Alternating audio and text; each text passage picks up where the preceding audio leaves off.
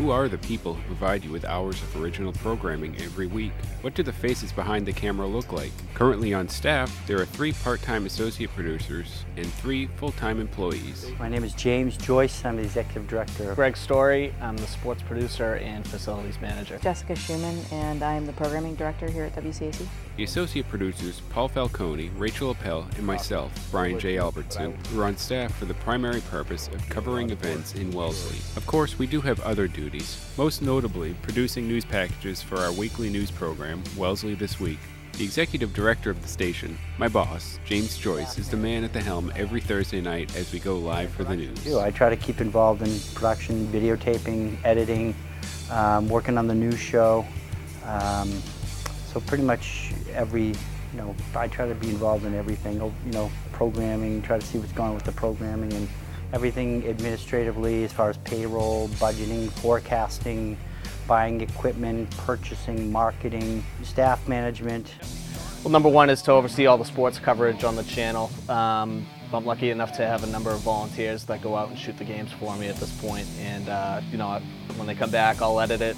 I'm obviously out there shooting the games myself a lot of the time as well. We typically like to do about 3 or 4 games a week. I typically like to get the games on the air in about a week or so, just to make sure that they're still relevant. Aside from that, overseeing all the equipment here, making sure people get their reservations, make sure everything is maintained here at the station. I do the programming, so I basically figure out what show goes on when, and what times are appropriate for certain shows. I work with producers to, soup to nuts, basically start them when they come in, like how do you use a camera, how do you edit, stuff like that. So I work on them with training.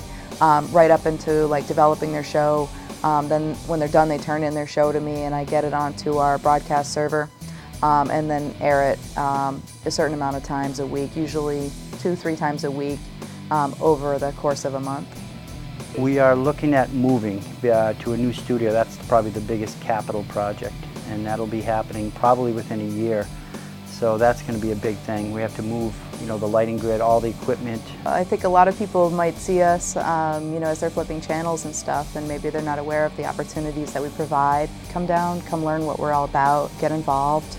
It's not expensive and it's not necessarily difficult. You just have to have a little time on your hands. I would encourage anybody who is interested in communicating a message to other people in the community to think of us as a forum for getting the word out, either by coming here and learning themselves how to videotape, how to make a television show.